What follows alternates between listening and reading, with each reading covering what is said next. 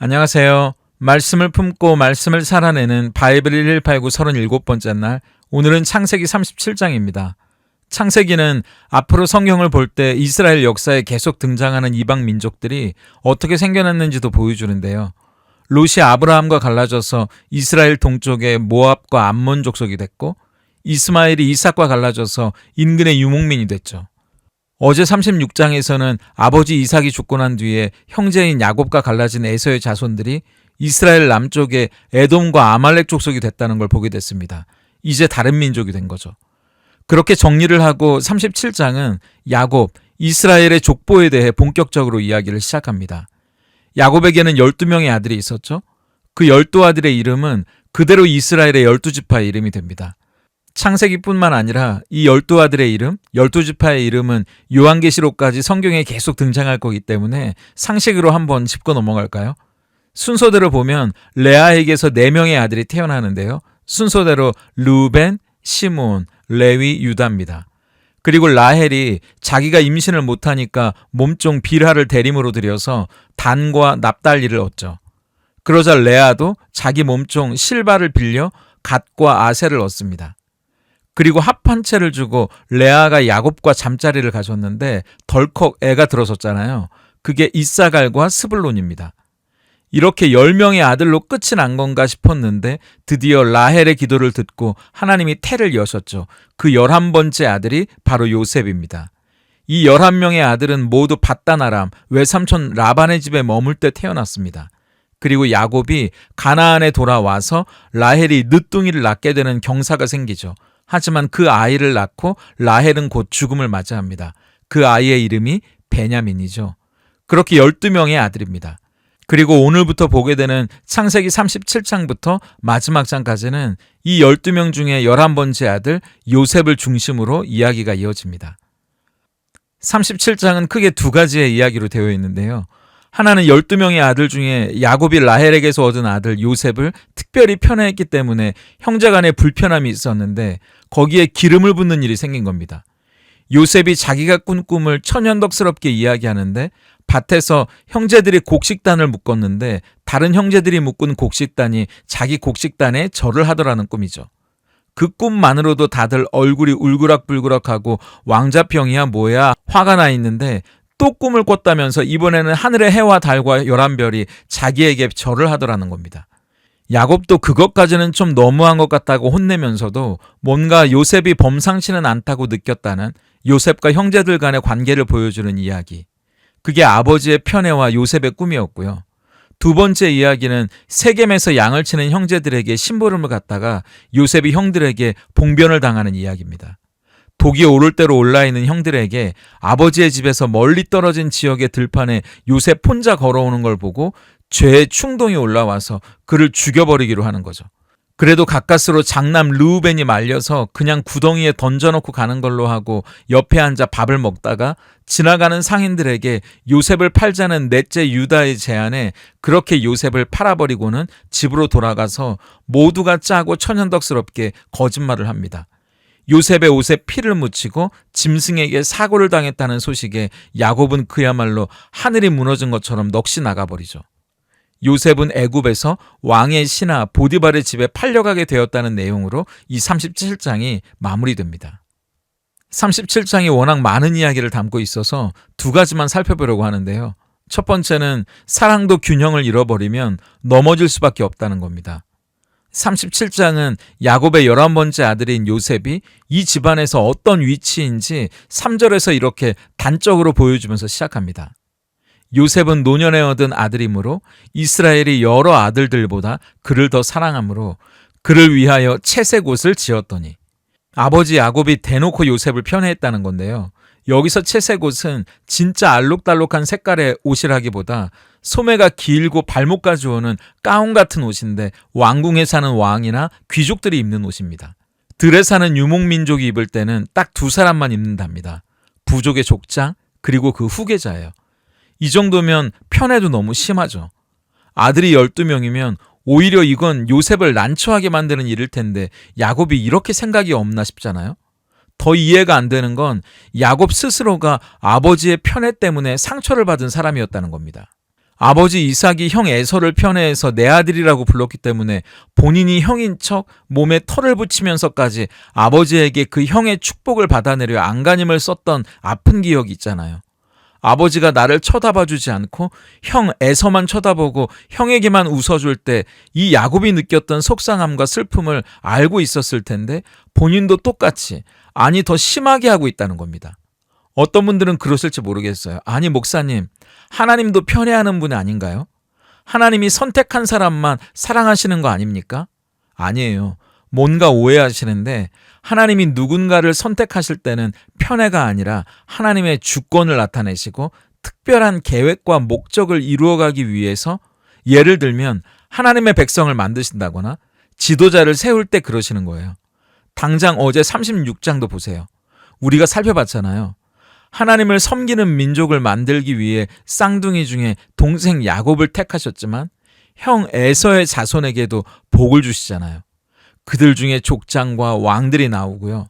에돔 지역을 번창하게 하시지 않습니까? 이스마엘이 엄마 하갈과 광야를 헤맬 때도 하나님이 천사를 보내서 그 이스마엘을 돌보고 보살피시잖아요. 그런 분이 하나님이시거든요. 그리고 로마서 10장 12절을 보세요.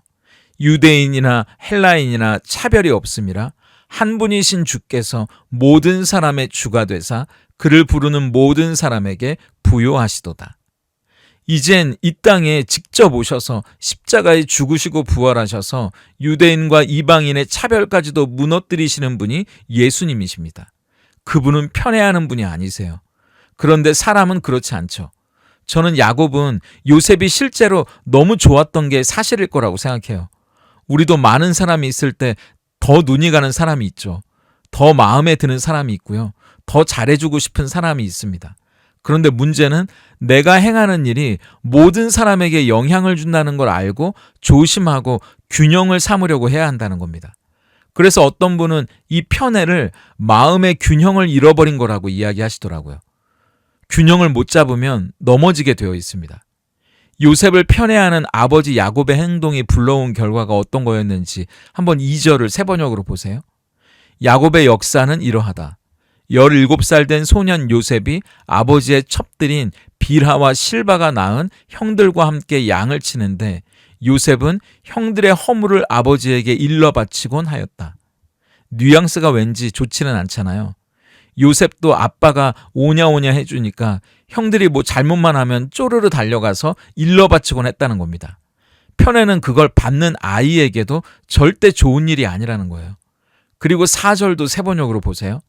형들은 아버지가 그를 자기들보다 더 사랑하는 것을 보고서 요셉을 미워하며 그에게 말 한마디도 다정스럽게 하는 법이 없었다. 들로 산으로 양을 치러 뛰어다니고 짐을 옮기느라 더럽고 지저분한 옷을 입고 다니는 형들에게 귀족들은 다 입고 다니는 치렁치렁한 긴 옷을 입고 다니면서 고자질쟁이짓만 하는 요셉이 얼마나 형들에게는 밉상이었겠어요. 형제 간의 감정의 골만 깊어져 가는 거죠.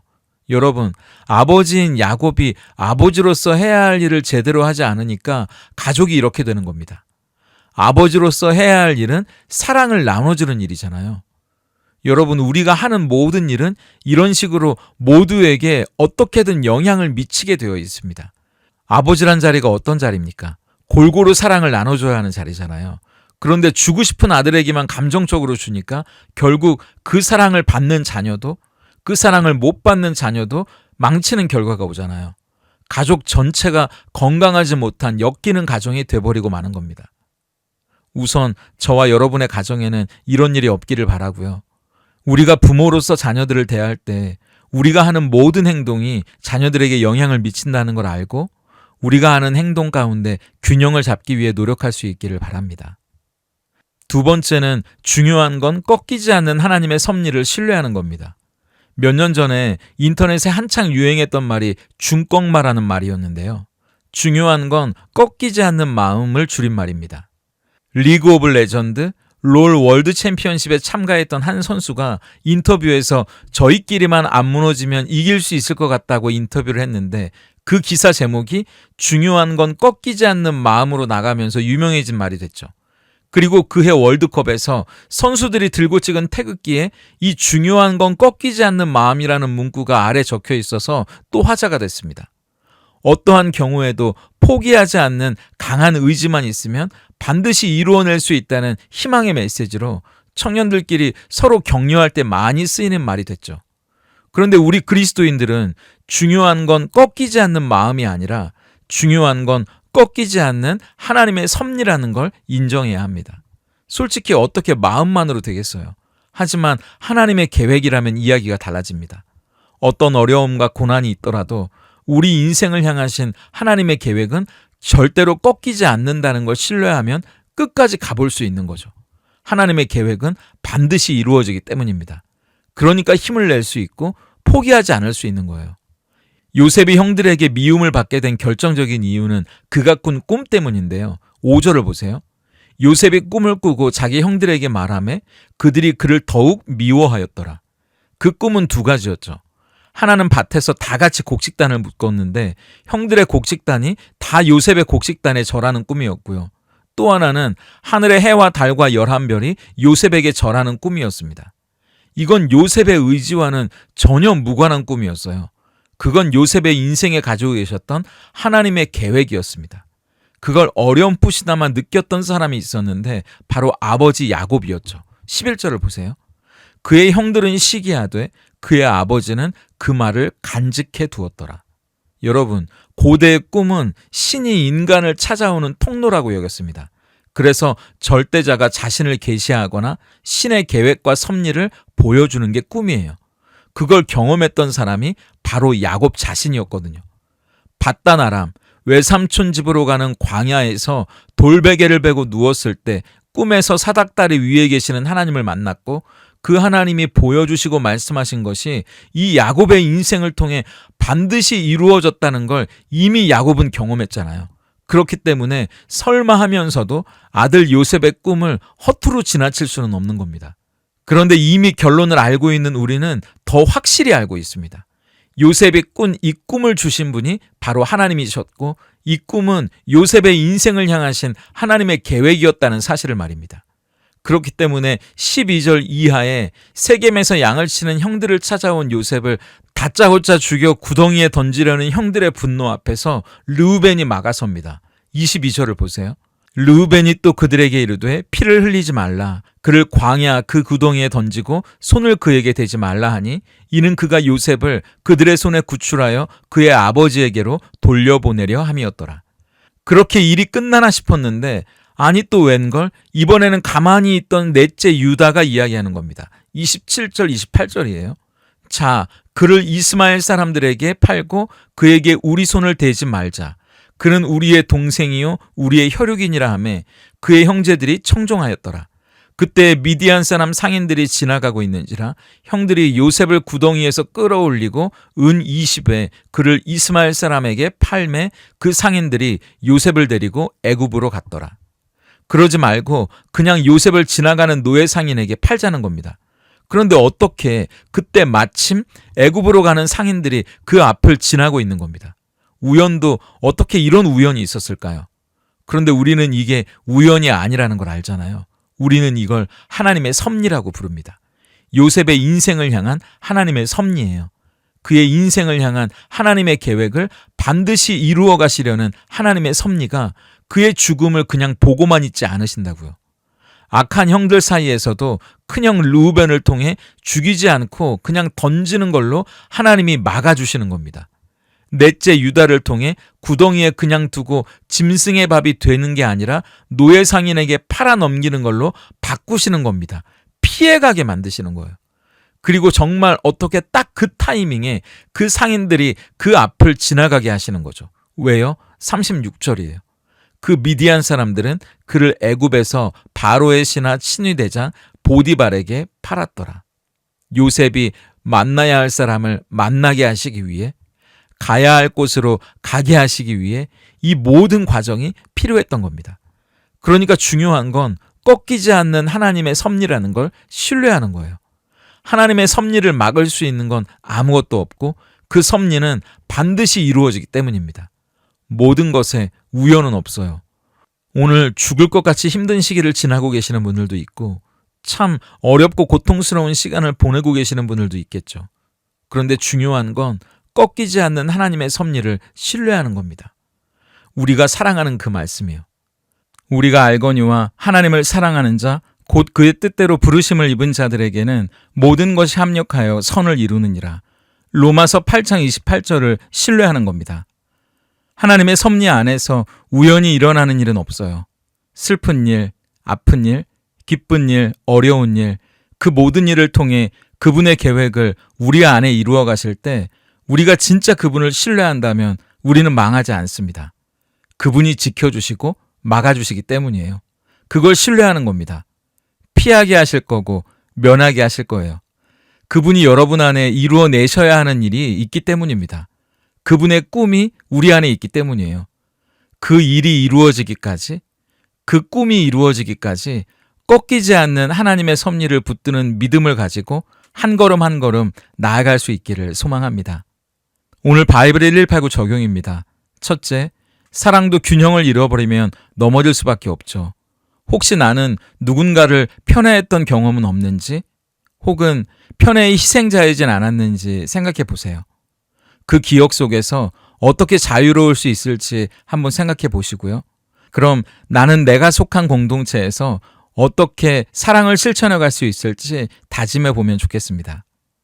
둘째, 중요한 건 꺾이지 않는 하나님의 섭리를 신뢰하는 겁니다. 살아오면서 하나님이 신기하게 막아주셨고 피하게 하셨고 지켜주셨던 일들을 한번 떠올려 보세요. 그리고 지금 지나고 있는 어려움 가운데 하나님이 이루어가기 원하시는 계획이 뭔지 가르쳐 달라고 기도해 보시면 좋겠습니다. 함께 기도하겠습니다.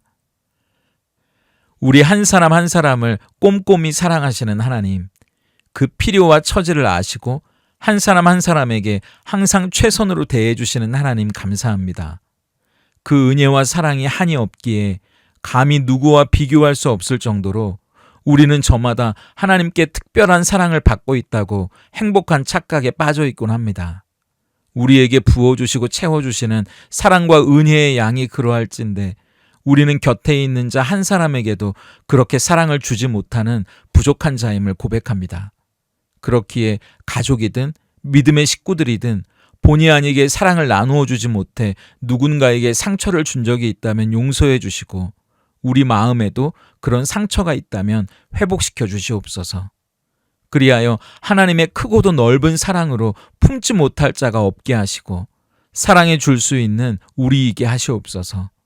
중요한 건 꺾이지 않는 하나님의 섭리를 신뢰하는 마음이라 생각합니다. 우리가 걸어가는 인생길에 우리를 구덩이에 던져넣는 것 같은 고통과 슬픔의 순간들이 얼마나 많을까요? 그때에도 낙심하거나 포기하지 않게 하셔서 하나님의 섭리는 계속된다는 사실을 신뢰하며 걸어가게 하시고 언제나 동행 인도해 주시고 힘과 은혜를 부어 주시옵소서. 예수님의 이름으로 기도드립니다. 아멘.